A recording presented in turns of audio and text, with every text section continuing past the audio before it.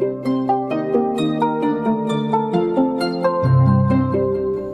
listening to The Purple Mystic, a podcast for the modern witch, with your host, Natalie Sedgwick.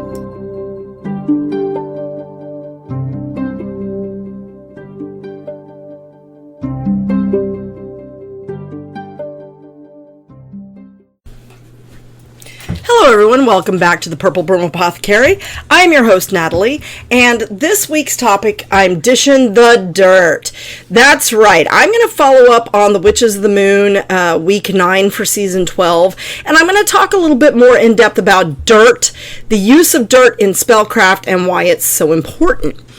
So first of all, dirt connects us. Correct? It comes directly from the earth. It is of the earth. It is the earth. And so dirt connects us to the element of earth itself. So if you are creating an elemental altar, for example, you could get a small bowl and just put dirt in it. Topsoil, any kind of dirt. Put a flower or a plant in it that grows from the earth, and that dirt thereby becomes a sacred part of your altar. Dirt most commonly is used in some form of spellcraft, and you see that a lot. There's a lot of videos out there on YouTube about dirt, specifically grave dirt, and I'm going to talk about that a little bit later on in this podcast. But dirt at its most core is an element of an element. I guess that's the best way to put that. It connects you not only to the element of earth, but to all of the spirits of earth as well. So, for example, if you feel very connected to a specific woods or a tree in a woods, you could, with permission of course, take dirt from around that tree and use it in your spellcraft for however you feel you're connected. So let me talk about an example for that. I have an oak tree outside of my home. That tree was a sapling when we moved into this house. We did not buy the house new. The house had been here, and the tree was actually planted by the builders. Our home was the first home built in this neighborhood, and the people that had it built, they did it kind of on the cheap. They really couldn't afford it. They had an arm, the arm ballooned, and they couldn't afford to make the payments. So they went into foreclosure. We made a bid on the home. We got it. That tree has been the love of my life since we moved into this house. And we actually have 4 oak trees on the property. There's 2 in back and 2 in front, which is the homeowner's rules. But there is something about this tree that I just love, and I feel that the tree loves me. And when I am tired or lacking inspiration or just feeling generally down, I will go and sit under that tree with my feet on the ground, barefoot, and my back up against the tree. And I let all of that, just ground into the earth beneath me, and I feel that the tree renews it and sends that energy back out in a positive form. So when I'm working on a transformation spell, if I'm trying to transform a situation or a person's attitude towards something or something of that nature, I will use some dirt from that tree because that is my grounding tree. It is where I go when I need to decompress, and I feel that that tree lends me its energy in that way. So I find dirt from around that tree very useful for that. I also will use that dirt in protection spells for my home because it is connected to my home. It is a part of my home, and when I come around the corner and I see that tree, I know I'm home. And I feel that way about all of the trees on my property, but that tree in particular do I love. Now, there's another little tree in my front yard that I really like, but there's not that connection there, and I can't even explain why I have this connection to this tree. All 4 of them were saplings when we moved in. They've all 4 grown into beautiful trees. In fact, we were told we had to trim our trees because they were hanging too much over the sidewalk. Oh, I hate the homeowners association. But the yard was very shady and comforting, and I really love it. So I try to limit how much I have to trim this tree. But that is one example of how I use dirt from my yard or around my trees that I have a connection with to work in a spell. So I'll put it in a mojo bag or in a witch's ball. I use the dirt from around my house. If I am making a witch's ball as a protection for someone else's home, I try to use dirt from their home. I may ask them to scoop some up and put it in a baggie and mail it to me, and then I'll include it in that. But I always like to have at least a little bit. And again, it doesn't take a lot, just a little bit. So other forms of dirt that we can talk about are... trying not to copy what was on Witches of the Moon. I know the topic of bank dirt has been discussed. You can look up our videos on money magic for the season if you want to hear a little bit about that from mine. And look up Lady Gravedancer, because it's really where I got a lot of my information. She did a wonderful job in talking about a money spell, which is, by the way, primo. It works very well, very quickly to get you what you need, for sure. But she uses bank dirt in that spell, and it was just something I hadn't considered. Another type of dirt that I talked about last week was school dirt or playground dirt, to invoke a sense of playfulness and or creativity, because schools are supposed to be arenas of thought, places where creative ideas come to play and mature, especially if you talk about university dirt. And that is something that I most definitely utilize. And I'm sorry, Pinto is just having a coronary today. You're going to hear him yipping in the background, and I am terribly sorry about that. I can't get him to shut up for anything today.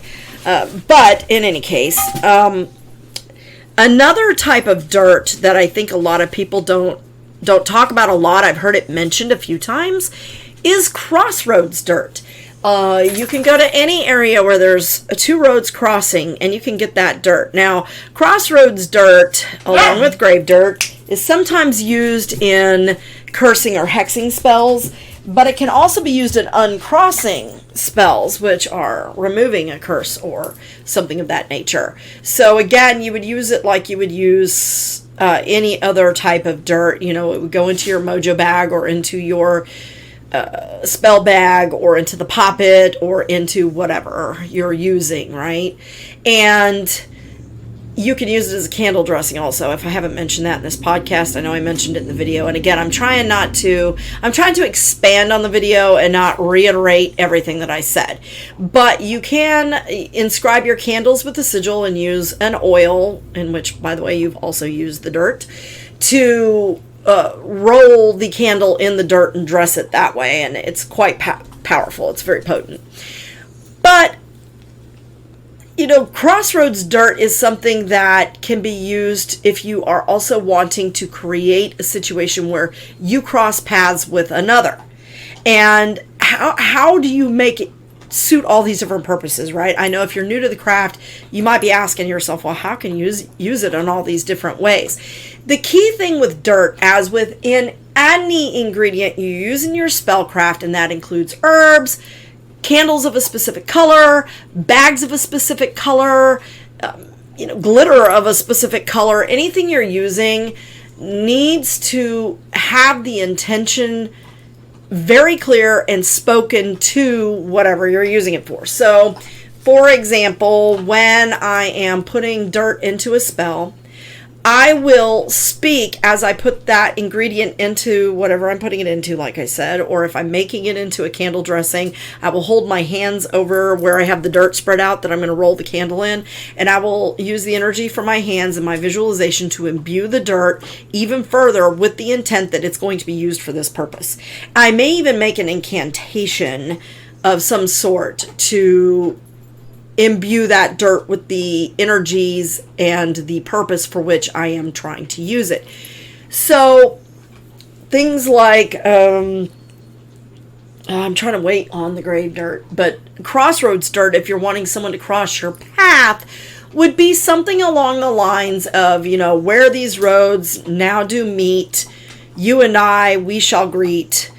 With this meeting, our love shall grow, and so on, don't you know? So, just something like that. I mean, I'm just blowing this off the top of my head in terms of incantations, but when I actually do a spell, I put a lot of thought into that incantation. So, put a lot of thought into your incantations, folks, and put a lot of thought into why you're choosing this specific dirt. Another type of dirt that you might use would be forest dirt. And I'm talking about maybe from a location that's not one that you typically peruse. When you're using forest dirt that's not from a forest near your home or something like that, then, you would most likely be using that dirt for like a road opening type spell. The road less traveled is open to me, so as I will it, so mote it be. Something along those lines, right? You can also use it in cursing and hexing, but you didn't hear that from me. So,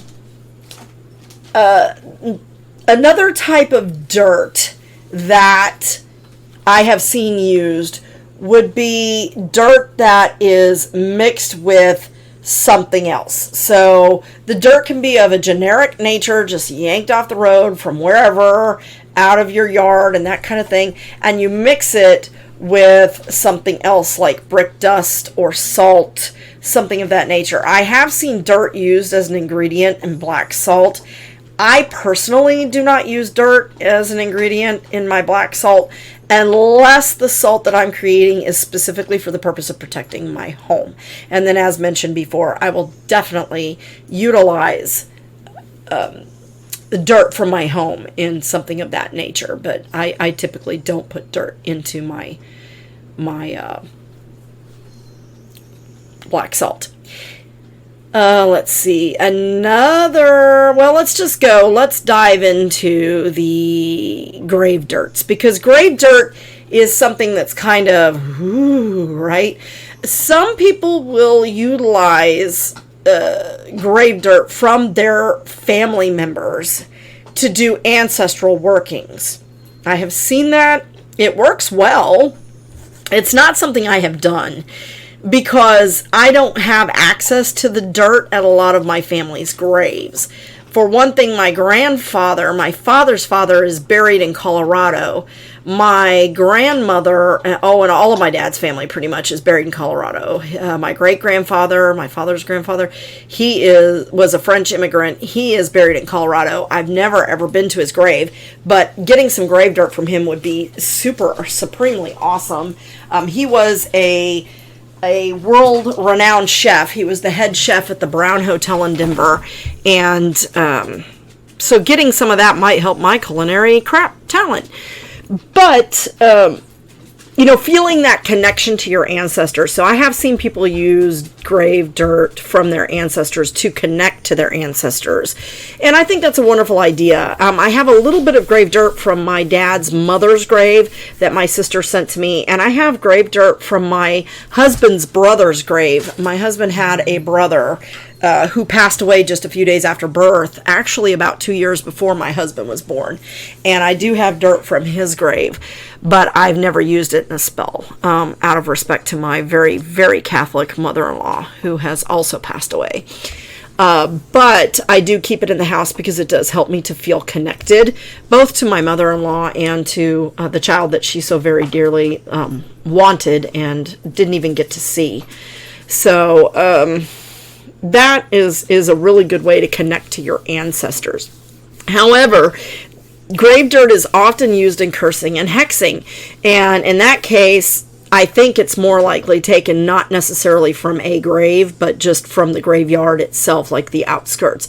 When you are using grave dirt, I cannot stress to you enough that it is very important that you just don't go to somebody's grave and dig dirt out of it. It's extremely rude, disrespectful, and likely to bring something nasty home with you, because people don't like to be messed with when they're sleeping, right?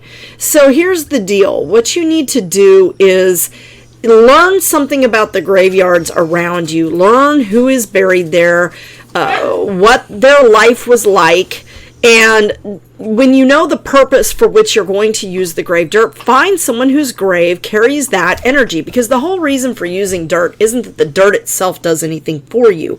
It's that dirt is imbued with the energy of that person and their life and so forth. So, for example, if you're doing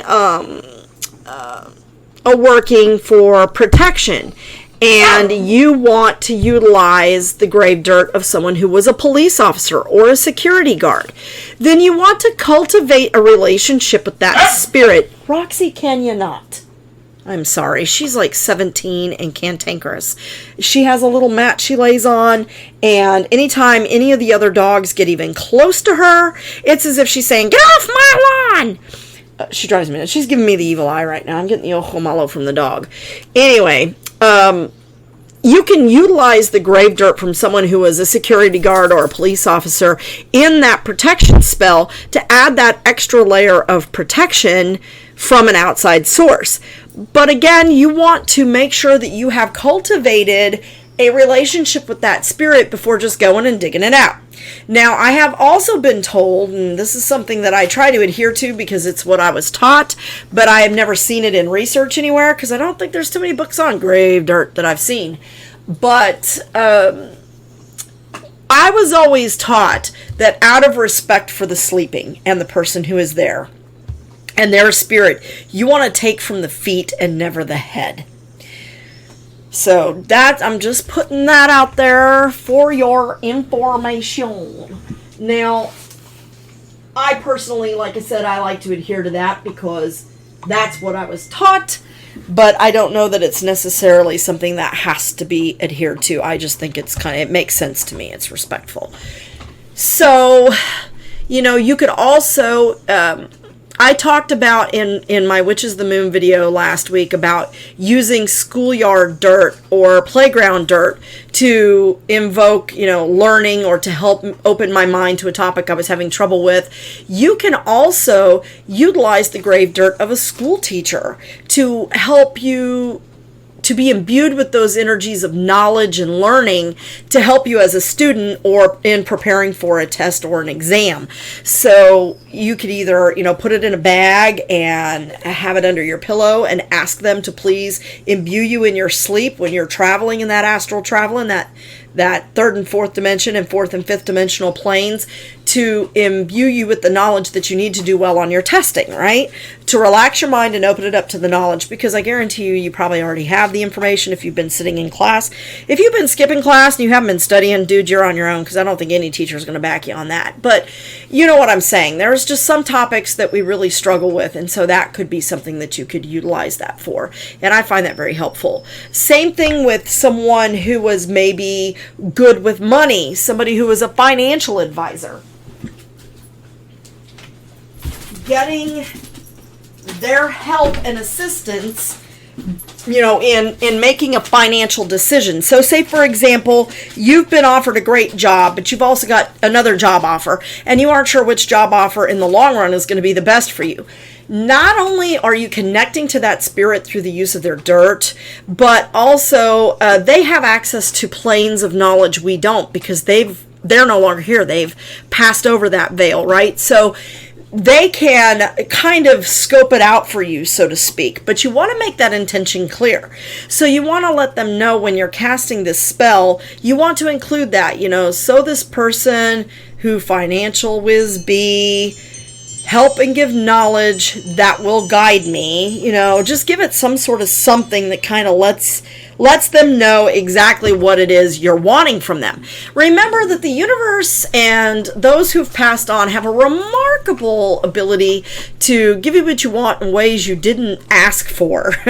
So be very clear in your intentions and in speaking those intentions and enchanting those intentions into your working. Just going to put that out there one more time. So that would be another use for grave dirt if you're talking about working with someone who was a financial advisor and so on. I think you all kind of get the idea on where you're going with that.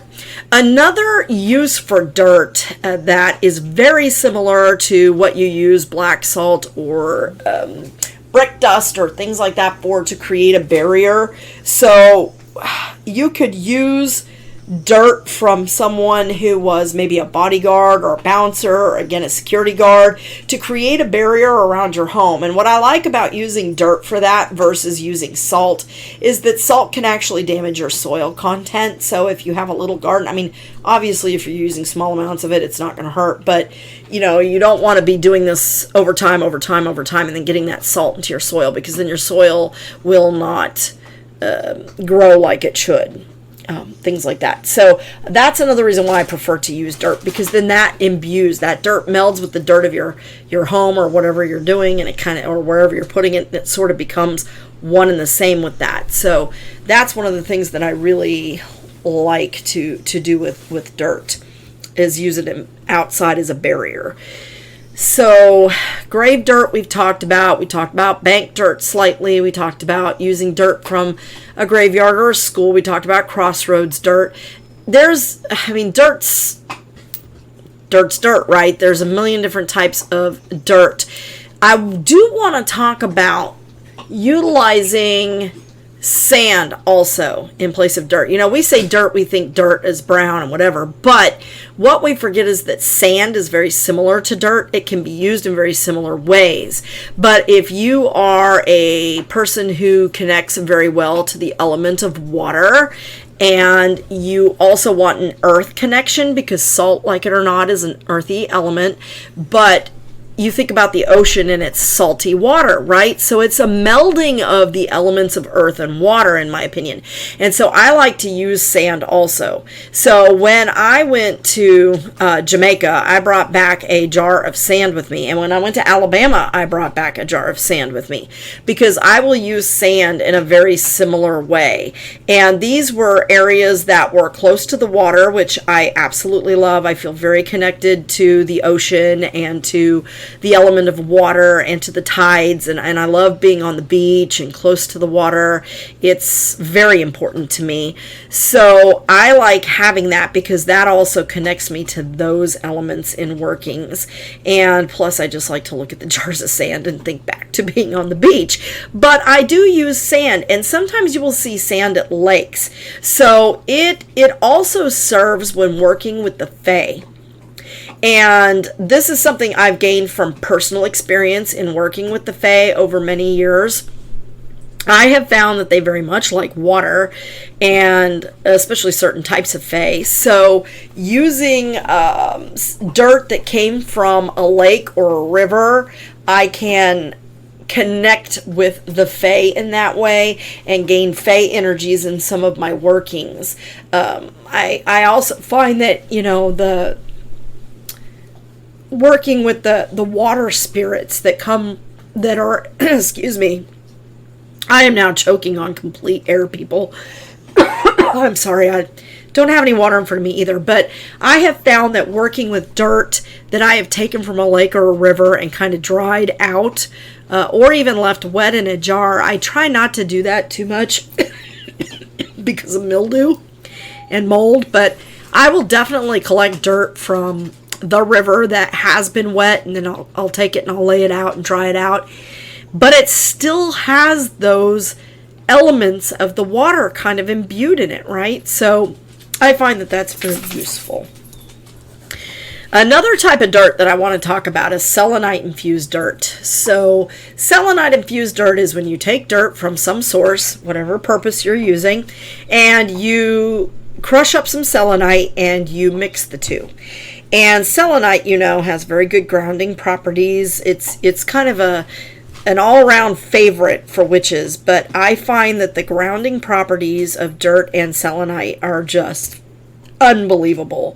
So when I am super duper stressed, I will just take some of that dirt and, you know, put it in a bag. I'll make like a sachet bag, and I hold it in my hand, and I just let those energies flow through me in terms of just allowing that to infuse and to, ground me, especially if I happen to be traveling, because, you want that little bit of home with you when you're traveling. So I'll take dirt from my home, I'll crush up some selenite, I'll mix the two. I may add a little dragon's blood for protection, but typically that's like taking my little bit of home with me. And so I will, sleep with it in my pillow to give me pleasant dreams of home or comfort, especially if it's a stressful trip for some reason. If I'm expecting to see someone I don't want to talk to, or just traveling these days is so nerve-wracking because of everything that's going on. We've got the coronavirus, this COVID-19 that everybody has lost their freaking ever-loving cotton-picking minds over. And, they're afraid to travel. They're afraid to do this. Anybody coughs, you're freaking out. So I find that having that little bit is very, very grounding, and I can just hold it in my hands and take a few minutes to ground myself and meditate, and it instantly will transport me and alter my state of consciousness. So that's another use for just your home dirt. But you can use dirt from any place that means something to you. If you have a special little nook in the woods behind your home, or there's a special hiking trail you like to go on that brings you comfort, by all means, ask the spirits of that area, because I do believe that the land is imbued with spirits of the people who've been there, of the animals that have lived there, of the land itself. And so you always want to ask permission. Don't just yank things out, right? But remember that we are all one. So asking, please, may I take this? I offer this. And usually when I take dirt from somewhere, I try to give back something. So sometimes when I go and I take grave dirt, I may leave a penny in payment for the dirt that I'm taking from whoever's grave I'm taking it from. If I'm just taking it from the graveyard in general, I kind of do the same thing that I do when I take it from my home or from a forest or the lake bed or the ocean, is I will try to add some sort of